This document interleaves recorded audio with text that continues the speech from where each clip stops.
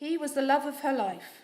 Her husband was Louis XVI of France, but the Swedish count Axel von Fersen was Marie-Antoinette's lover, the loyal counsellor who gave her political advice from 1785 to the fall of the French monarchy, and a devoted friend who organised the royal family's escape from Paris in 1791. He may also have been the biological father of her two younger children. On a high-speed train today between Paris and Brussels, the seemingly endless plains of northern France flash past the window as passengers connect to the internet, send and receive emails and call their colleagues for business negotiations. What would Marie-Antoinette, the tragic last queen of France, have given 200 years ago for instant messaging during the French Revolution, as she desperately tried to keep in touch with the one man who loved her to the end of his life, Swedish Count Axel von Fersen? It had all started many years before, at the old opera house adjacent to the Palais Royal. 18-year-old Axel von Fersen was finishing his grand tour in the French capital. Tall, very handsome, and a member of one of Sweden's great political families, he was no stranger to royalty. He had of course been presented to the French royal family at Versailles on his arrival in November 1773, and was a regular attendee at court balls hosted by the pretty Dauphine Marie-Antoinette, who was 2 months his junior. She clearly liked what she saw.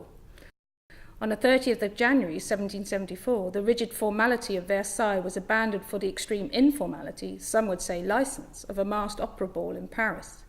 Taking advantage of her incognito, Marie-Antoinette, who was no mean actress, flirted with Fersen for a full half hour before he realised who she was. And although he remained at the ball until the morning, he made sure he went to court the next day to see her. He was completely smitten. Fersen left France in May 1774, shortly after Marie-Antoinette became queen on the accession of her husband Louis XVI, a man who had never been able to fulfil his role. Their marriage remained unconsummated. By the time of Fersen's return in August 1778, a daughter had been conceived with great difficulty, and the royal couple had fallen back into their comfortable indifference. Fersen rapidly became a fixture in the Queen's inner circle, a privileged few courtiers who were invited to private suppers, parties and concerts at the Petit Trianon, Marie-Antoinette's private residence a mile away from the Chateau of Versailles and a world away from its stifling etiquette. Naturally, gossip ensued. Marie-Antoinette found it increasingly hard to conceal her feelings, while Fersen, who was far from immune to her charms, eventually decided that a war was the best way to get over his impossible love. In 1780, he left to fight in the French army in the American War of Independence. During his 3-year absence, the Queen succeeded, finally, in producing a son, and it was the birth of an heir to the throne in 1781 which freed her to act on her love for the Swedish Count when he returned to Versailles in June 1783. They immediately began a love affair that endured to her cruel death 10 years later. Fersen still had duties as captain of the King of Sweden's bodyguard and had to leave France to dance attendance on Gustav III on a European tour. How could he correspond with the woman he loved madly when her letters were routinely opened and read by her husband's interception department? Only by going to very elaborate lengths to conceal the identity of the addressee. In 1783, Fersen started a letter register in which he logged letters to Marie-Antoinette under the code name Josephine. These letters are completely anonymous. The Queen is never addressed by name and there is no signature. They corresponded using a polyalphabetic code, invisible ink, code names, trusted intermediaries and secret seals. Letters were sent in parcels by the diligence, sewn into the lining of hats and packed into boxes of tea and chocolate. Of course, much business was discussed, for Fersen was an extremely well-connected diplomat and Marie-Antoinette an embattled sovereign trying to save her throne and her family. But there was always time for tenderness. "I can tell you, my dearest and most tender friend, how much I love you," Fersen wrote from Brussels on the 10th of October 1791. On the 25th he wrote, "How cruel it is to be so close and not be able to see each other. I live and exist only to love you, adoring you as my sole consolation."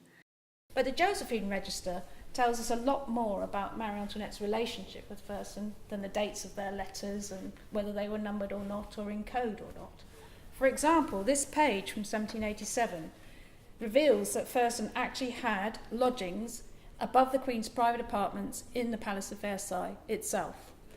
On the 10th of April, he logs a letter to Josephine saying, "What she must find for me to be able to live upstairs."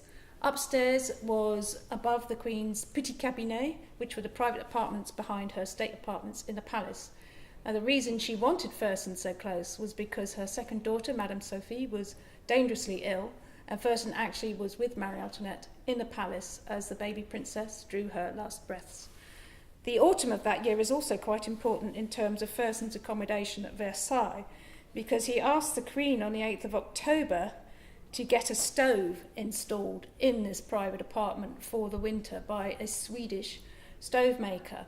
And there is a corresponding document in the archives of the Palace of Versailles which show that Marie-Antoinette ordered the installation of this stove immediately on receipt of Fersen's letter, so linking the two correspondences very closely and placing Fersen in the Queen's private apartments at Versailles when most people thought that he was actually on the northern frontier with his regiment. Je vous aime et vous aimerai toute ma vie à la folie. I love you and will love you madly all my life. These words from Fersen to Marie-Antoinette, in one of the hundreds of encrypted letters he sent to her, reveal a love affair that's been concealed from us for 225 years. I've managed to reveal it in all its complexity, its glory, its passion, its danger, its intrigue, marrying modern digital techniques with ancient documents and very close analysis. My discoveries show us the real woman beneath the crown.